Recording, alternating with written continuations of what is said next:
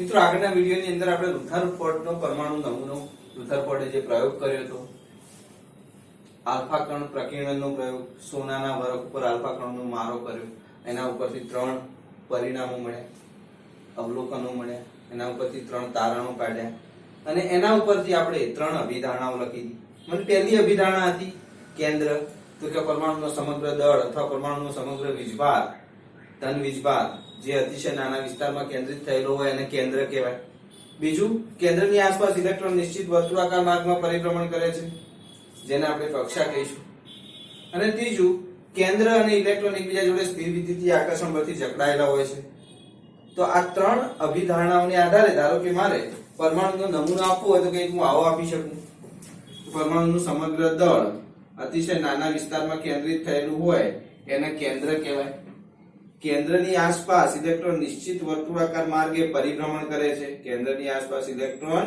નિશ્ચિત વર્તુળાકાર માર્ગે પરિભ્રમણ કરે છે અને કેન્દ્ર અને ઇલેક્ટ્રોન એકબીજા જોડે સ્થિર વિદ્યુતીય આકર્ષણ બળથી જકડાયેલા હશે આ 3 મુદ્દાઓ પરથી હું પરમાણુનો નમૂનો આ રીતનો આપવાનો પ્રયત્ન કરું તો કે સાહેબ આ તો કંઈક એવું થાય ને કે પેલું આપણે સૂર્યની આજુબાજુ ગ્રહો ઉપગ્રહો અવકાશીય પદાર્થો સૂર્ય અને એની આજુબાજુ બધા પદાર્થો પરિભ્રમણ કરે છે એવું થાય ખરું કે હા એનો મતલબ કે રુથરફોર્ડની જે કેન્દ્રીય પરમાણુય પ્રણાલી છે રુથરફોર્ડે જે પરમાણુ નમૂનો આપ્યો એને કેન્દ્રીય પરમાણુ નમૂનો કહેવામાં આવે છે એટલે રુથરફોર્ડની આ કેન્દ્રીય પરમાણુય પ્રણાલીને સૌર પ્રણાલી જોડે સરખાઈ શકાય તો કે હા સાહેબ જેમ અહીંયા ધન વીજભારિત પ્રોટોન અને કેન્દ્રની આસપાસ ઋણ વીજભારિત ઇલેક્ટ્રોન પરિભ્રમણ કરે છે એમ સૌર પ્રણાલીની અંદર સૂર્યની આસપાસ બીજા હલકા ગ્રહો ઉપગ્રહો પરિભ્રમણ કરે છે આ બંનેની કમ્પેરિઝન કરી આપણે જેમ અહીંયા કેન્દ્રની આસપાસ ઇલેક્ટ્રોન પરિભ્રમણ કરે તો કયું આકર્ષણ બળ લાગે સ્થિર વિદ્યુતીય આકર્ષણ બળ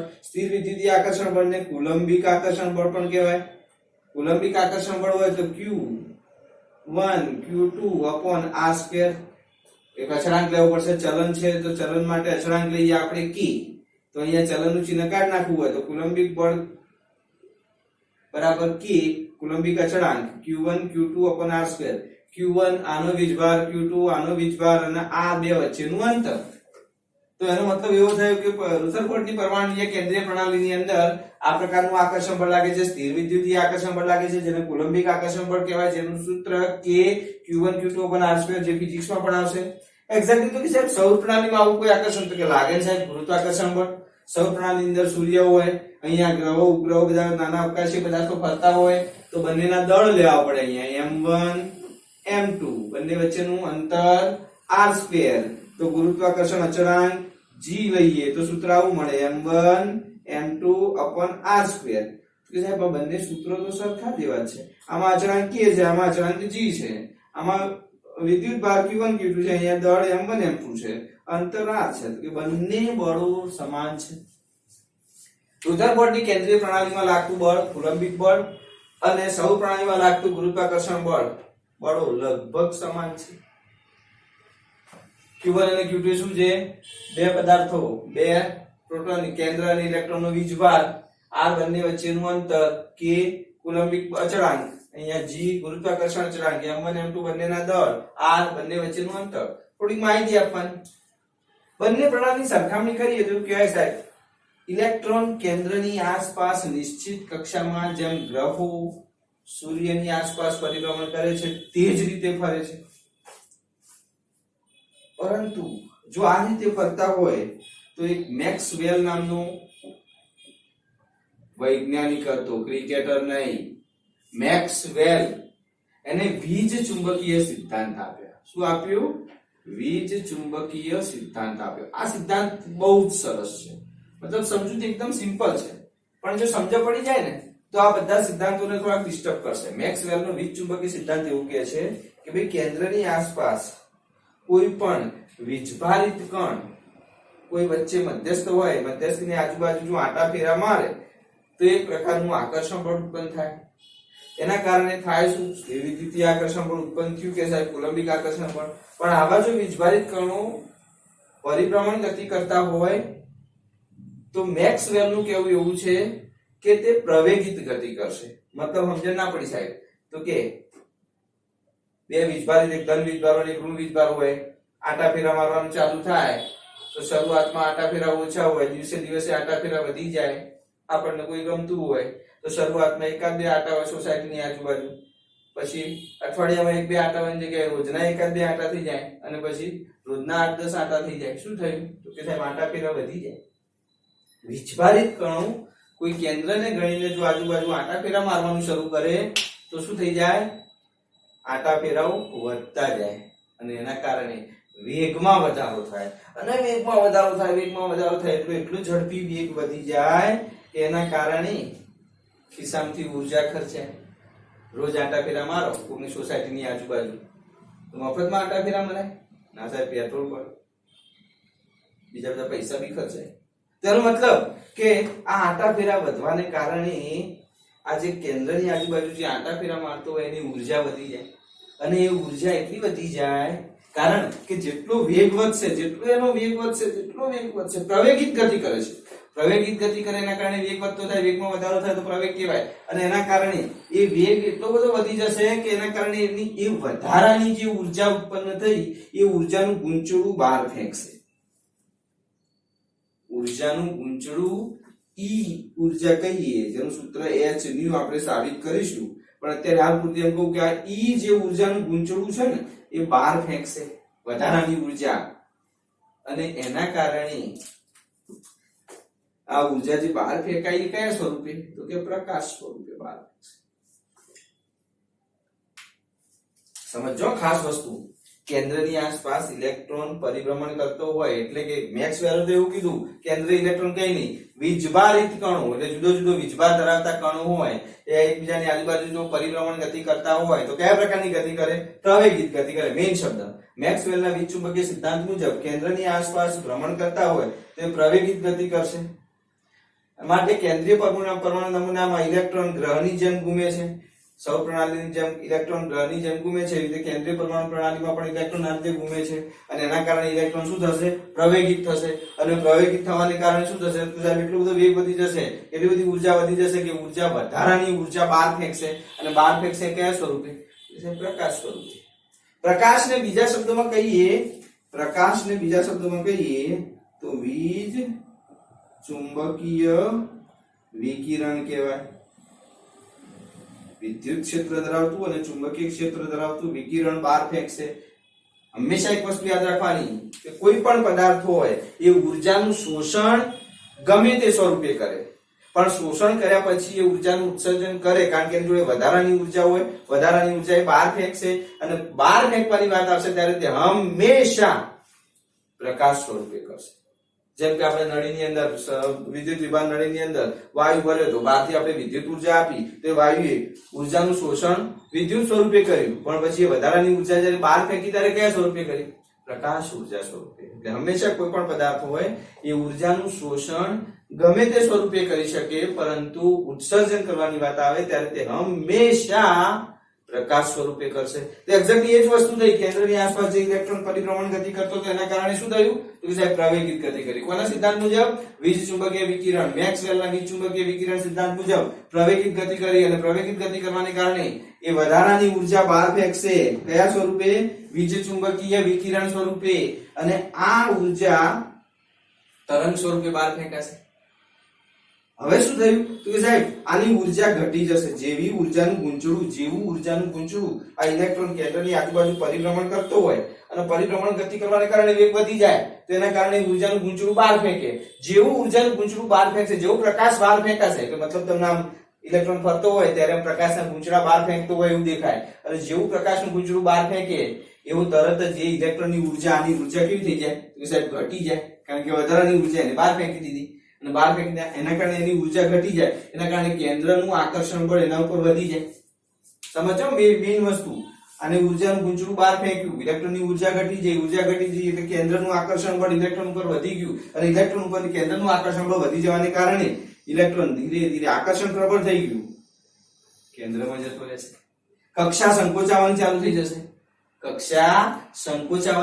જશે. એકદમ સિમ્પલ વસ્તુ. ઉર્જા બહાર ફેંકી ઉર્જા બહાર ફેંકી એટલે આની ઉર્જા કેવી થઈ જઈ? ઘટી જઈ. ઉર્જા ઘટી જઈ એટલે કેન્દ્રનું આકર્ષણ બળ વધી ગયું. કેન્દ્રનું આકર્ષણ બળ વધી ગયું એટલે પેલો આંટા ફેરા મારતો હતો એ આંટા ફેરા વધી જશે, નજીક જતા જશે, કારણ કે કેન્દ્રનું આકર્ષણ બળ વધુ છે. એના કારણે એક સમય એવો આવશે કે આ ઇલેક્ટ્રોન કેન્દ્રની અંદર જતો રહેશે અને કેન્દ્રની અંદર જતો રહે તો રુથરફોર્ડે જે પરમાણુ નમૂનો આપ્યો તો કેન્દ્રની આસપાસ ઇલેક્ટ્રોન વર્તુળાકાર માર્ગે પરિભ્રમણ કરે જેવું તો રહ્યું જ નહીં. વાસ્તવમાં આ પરમાણુ નમૂનો તો આ કેન્દ્ર અંદર ઇલેક્ટ્રોન કેન્દ્રમાં જતો રહ્યો અને આવો પરમાણુ નમૂનાની સ્થિરતા શક્ય નથી. આવો પરમાણુ નમૂનો સ્થાયી હોય જ ના શકે. પણ રુથરફોર્ડે તો એવું કીધું કે ના ના આવો પરમાણુ નમૂનો છે અને હું તો એમ કહું છું કે આ ઇલેક્ટ્રોન કેટલા સમયમાં અંદર જાય ખબર? 10⁻8 સેકન્ડની અંદર ઇલેક્ટ્રોન જતો રહે. મતલબ ઇલેક્ટ્રોન આમ ફરતો હોય અને જેવું ગુંચડું બહાર ફાંકે એવું તરત જ અંદર જતો રહે અને અંદર જતો રહે એટલે એવો પરમાણુ અસ્થાયી બની જાય અને અસ્થાયી આવા પરમાણુની સ્થાયિત્વ શક્ય નથી. માટે રુથરફોર્ડનો પરમાણુ નમૂનો અસ્વીકાર્ય બન્યો. પહેલી વસ્તુ, રુથરફોર્ડનો પરમાણુ નમૂનો કયા કારણે? તો કે સ્થિરતાના અભાવે અસ્વીકાર્ય બન્યો. સરસ મજાની વાત. કેન્દ્રીય પરમાણુ નમૂનામાં ઇલેક્ટ્રોન ગ્રહની જેમ ઘૂમે છે એટલે ઇલેક્ટ્રોન પ્રવેગિત ગતિ કરે છે. એના કારણે શું કરશે? વીજ ચુંબકીય વિકિરણ ઉત્સર્જિત કરશે. ઇલેક્ટ્રોન પરિભ્રમણ ગતિ કરે એના કારણે શું ફેંકે બહાર? વીજ ચુંબકીય વિકિરણ, ટૂંકમાં પ્રકાશ ઉત્સર્જિત કરે. અને આ વિકિરણની ઉર્જા ક્યાંથી મળી? એને તો કે ઇલેક્ટ્રોનીય ગતિમાર્ગમાંથી. આ ઉર્જા ક્યાંથી બહાર ફેંકાઈ? તો કે ઇલેક્ટ્રોનીય ગતિમાર્ગમાંથી ઉર્જા બહાર ફેંકાઈ. અને જેથી કક્ષા જેવી ઉર્જા બહાર ફેંકાય એવી કક્ષા સંકોચાવાનું ચાલુ થાય, જેના કારણે 10⁻8 સેકન્ડની અંદર ઇલેક્ટ્રોન ક્યાં જતો રહે? કેન્દ્રમાં જતો રહે. વાસ્તવમાં આવું બનતું નથી, કારણ કે રુથરફોર્ડે તો એવું બોલ્યું તો કેન્દ્રની આજુબાજુ ઇલેક્ટ્રોન ફરે તો શક્ય નહીં થાય. વીજ ચુંબકીય વિકિરણ જો લાગુ પાડો તમે, મેક્સવેલના સિદ્ધાંતો લાગુ પાડો તમે, આધુનિક યંત્રશાસ્ત્ર લાગુ પાડો તમે, તેનો મતલબ કે ઇલેક્ટ્રોન બહાર રહી જ ના, એ અંદર જતો રહે. તો જો આ સિદ્ધાંતો લાગુ પાડીએ તો રુથરફોર્ડનો પરમાણુ નમૂનો અસ્વીકાર્ય બને. રુથરફોર્ડે જે કીધું આવું કોઈ વાત કરી નહોતી. માટે રુથરફોર્ડનો પરમાણુ નમૂનો પરમાણુની સ્થાયીતા સમજાવી શકતો નથી. આધુનિક મેઇન વાક્યમાં આધુનિક યંત્રશાસ્ત્ર લાગુ પાડ્યું, આપણે વીજ ચુંબકીય સિદ્ધાંતો લાગુ પાડ્યા જે પરમાણુની અસ્થાયી કરે છે. વીજ ચુંબકીય સિદ્ધાંત લાગુ પાડીએ તો પરમાણુ કેવો બની જાય? અસ્થાયી બની જાય. અને આવો અસ્થાયી પરમાણુ શક્ય નથી. ધારો કે માની લો કે પરમાણુ અહીંયા ઇલેક્ટ્રોન સ્થિર હોત તો કે સાહેબ સ્થિર હોત તો શું થાત? તો કે આ કેન્દ્ર અને ઇલેક્ટ્રોન વચ્ચે સ્થિર વિદ્યુતીય આકર્ષણ બળ તો હતું જ. એના કારણે તો કે ઇલેક્ટ્રોન અંદર આવતો જાત ઇલેક્ટ્રોન અંદર જતો રહેતો નાનું થોમ્સનનું મોડેલ બની જાય. જો ઇલેક્ટ્રોન કેન્દ્રની આજુબાજુ સ્થિર હોત તો ફરતો ના હોત. ધારો કે સ્થિર હોત તો સ્થિર વિદ્યુતીય આકર્ષણ બળ તો લાગતું હતું. ધન વિદ્યુત અને ઋણ વિદ્યુત વચ્ચે આકર્ષણ બળ તો લાગે. તમે કોઈ સોસાયટીની આજુબાજુ સોસાયટીના ઝાપે જઈને ઉભા રહો, આકર્ષણ બળ તો લાગે. ધીમે ધીમે શું થાય? તો કે અંતર નજીક જાય. એક દિવસ તમે સોસાયટીમાંથી ઘરમાં જતા રહો, કેન્દ્રની આસપાસ સ્થિર હોય તો કેન્દ્રના સ્થિર વિદ્યુતીય આકર્ષણ બળને લીધે ઇલેક્ટ્રોન કેન્દ્ર તરફ ખેંચાઈ જશે. જેથી થોમ્સનના પરમાણુ નમૂના મુજબ જો ઇલેક્ટ્રોન અંદર જ રહે, કેન્દ્ર બી અંદર જ હોય તો નાનું થોમ્સન મોડેલ બની જાય, ઘન ગોળો બની જાય, લઘુરૂપ રચી જાય. બીજી વસ્તુ તો એને આખા પરમાણુ નમૂનાની અંદર રુથરફોર્ડે પરમાણુ નમૂનાની અંદર ઇલેક્ટ્રોન કેવી રીતે ગતિ કરે છે, ઇલેક્ટ્રોન કેન્દ્રથી ક્યાં હશે એ વિશેની ઇલેક્ટ્રોનીય રચના અંગેની કોઈ જ માહિતી આપી નથી. બીજી એક ખામી, કેન્દ્રની આસપાસ ઇલેક્ટ્રોનની વહેંચણી કેવી છે એ સમજાવી નથી. તો આ આખું સરસ મજાનો ટોપિક હતો રુથરફોર્ડના પરમાણુ નમૂનાની ખામી.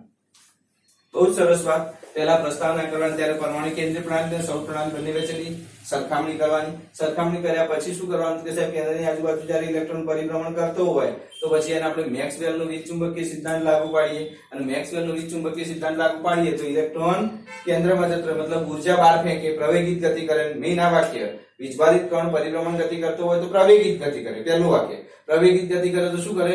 વીજ ચુંબકીય વિકિરણ ઉત્સર્જિત કરે. અને વીજ ચુંબકીય વિકિરણ ઉત્સર્જિત કરે તો શું થઈ જાય? કેન્દ્રમાં આકર્ષાય, જેથી કક્ષા સંકોચાય. કક્ષા સંકોચી જાય તો 10⁻8 સેકન્ડની અંદર ઇલેક્ટ્રોન કેન્દ્રમાં જતો રહે. મતલબ આવો પરમાણુ સ્થાયી બને નહીં. તો કે સાહેબ મને એક પ્રશ્ન એવો થાય કે આપણે વર્ષોથી આપણી પૃથ્વી સૂર્યની આજુબાજુ પરિભ્રમણ કરે છે કે નહીં કરતી? કે હા સાહેબ કરે છે. તો પછી એની અંદર મેક્સવેલનો વીજચુંબકીય સિદ્ધાંત લાગુ કેમ ના પડે? પૃથ્વી અંદર જતી રહે સૂર્યની અંદર અને બધા પૃથ્વીની આજુબાજુ જેટલા બી ગ્રહો બધું જે ફરે છે એ બધું ફરતું સૂર્યમાં જતું રહે અને એક દિવસ બધું સૃષ્ટિ ખાલી થઈ જાય, બ્લેક હોલ સર્જાઈ જાય. એવું ના થાય? વાત તો સાચી સાહેબ, પણ સૌર પ્રણાલીમાં એવું નથી થતું ને આમાં એવું થાય છે. એનું કારણ શું કારણ? તો કે સાહેબ એવું ખરું કે આપણો સૂર્ય ધન વીજભારિત ને આપણી પૃથ્વી સ્ત્રીલિંગ નામ છે એટલે ઋણ વીજભારિત એવું હોય ખરું? હોતું છે સાહેબ.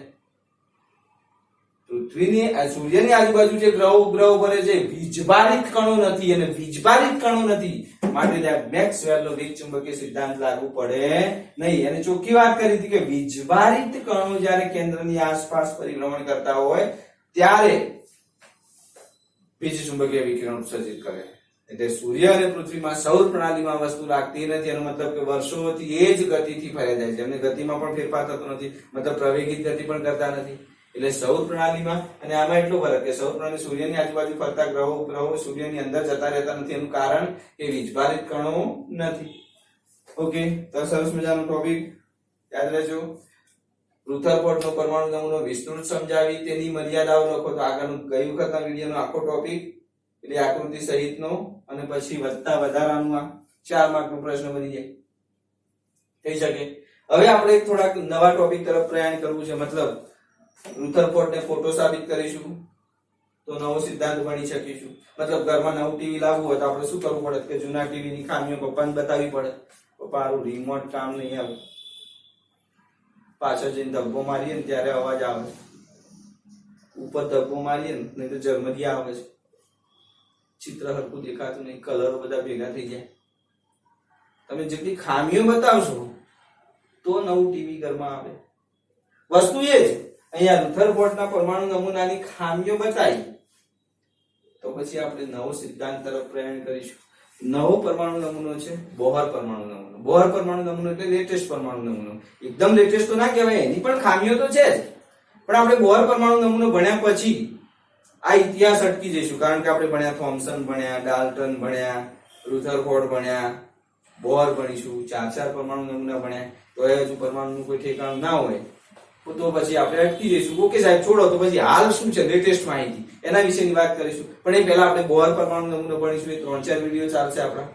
બહુ સરસ ટોપિક છે, એ બી સમજવા વસ્તુ.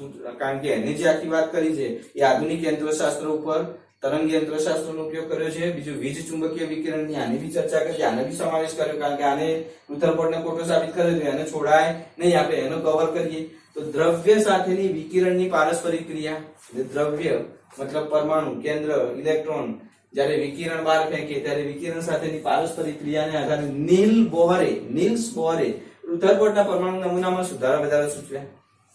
એને એવું કીધું કે આ કેન્દ્રની આજુબાજુ જે ઇલેક્ટ્રોન પરિભ્રમણ કરે છે ને એ અંદર નહીં આવતો હોય, ચોક્કસ અંતરે જ પરિભ્રમણ કર્યા જતો હશે. એવી એક મર્યાદા, એક નિષેધાત્મક વાક્ય મૂકી દીધું કે કેન્દ્રથી ઇલેક્ટ્રોન અંદર આવતો નથી. ના પાડી દીધી, ઇલેક્ટ્રોન ફર્યા જ હશે.